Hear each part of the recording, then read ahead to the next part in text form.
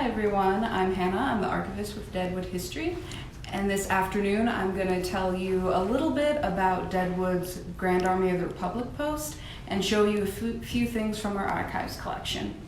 So if you don't know, the Grand Army of the Republic was actually a fraternal organization started in 1866 in Illinois, and it was open to veterans who had served in the Union. And it was $2 to apply, and then there were annual dues. You might wonder why anyone would do that.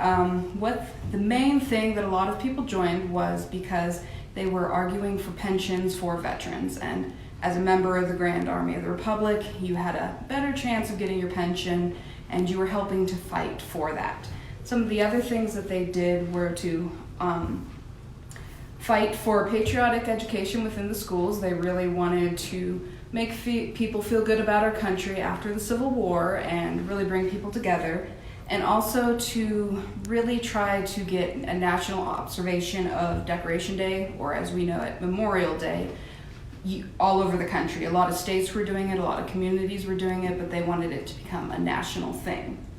And over a few years, posts started popping up all over the country. Every state was having different posts pop up, and Deadwood's post actually came to be in 1884 on May 30th, and you can see here it was post 64, and posts were given numbers based on what number they were in the state. But of course 1884, we weren't a state yet, we were a territory, so it was number 64 in the Dakota Territory. When we did become states, they didn't renumber it, they just stuck with the numbers that we had, so we continue to be post 64, even though there weren't 64 in South Dakota. You might also notice that it was Keogh Post 64. All the different posts were able to choose a name, and usually they chose to name it after a Civil War veteran. And ours was named after Miles Keogh. You might recognize that name from here. He was a cavalry officer in the Union, and he continued to fight in the cavalry in the Indian Wars. And unfortunately, he was at the Battle of Little Bighorn, where his life came to an end. And Hannah, this is Keogh? That is actually the first commander of our post, Andrew Dawson. And Andrew Dawson is the first person to have signed up and applied, and he was named the first commander.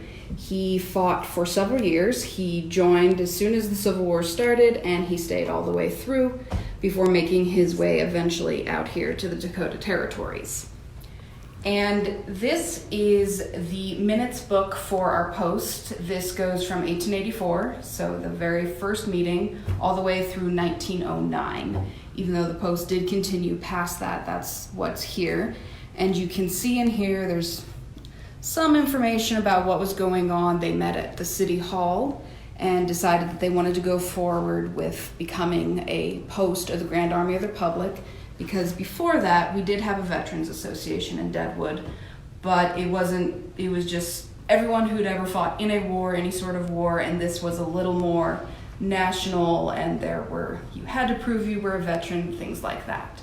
And so you can see at the bottom they listed all of the officers that were chosen that day, and Andrew Dawson was actually chosen unanimously to become the first commander.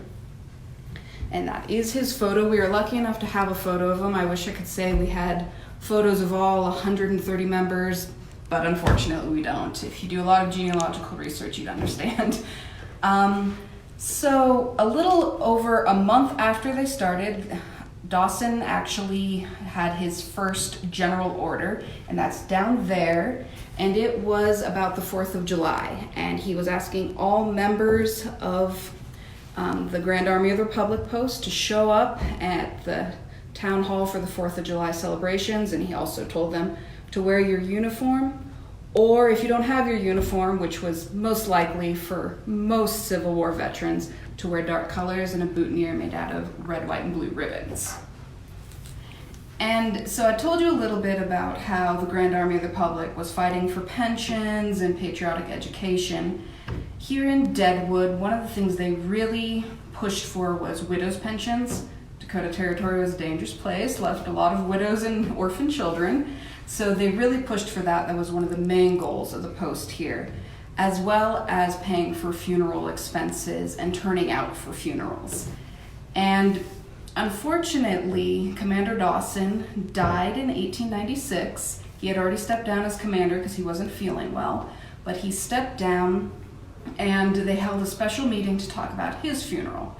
Now, Commander Dawson was a practicing attorney as well as a clerk for courts. He didn't need help financially, but they really wanted to come out and show their support for him, so they had a special meeting, which special meetings were actually kept on separate paper rather than in the meeting minutes.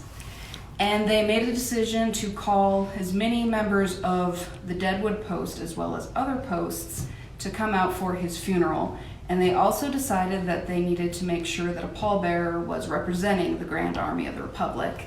And the pallbearers for Commander Dawson were well known. Seth Bullock was one of them. His brother-in-law, Judge Granville Bennett, was another. And Judge Bennett was actually a member, but they felt like that wasn't enough because he was the brother-in-law, so of course he'd be there.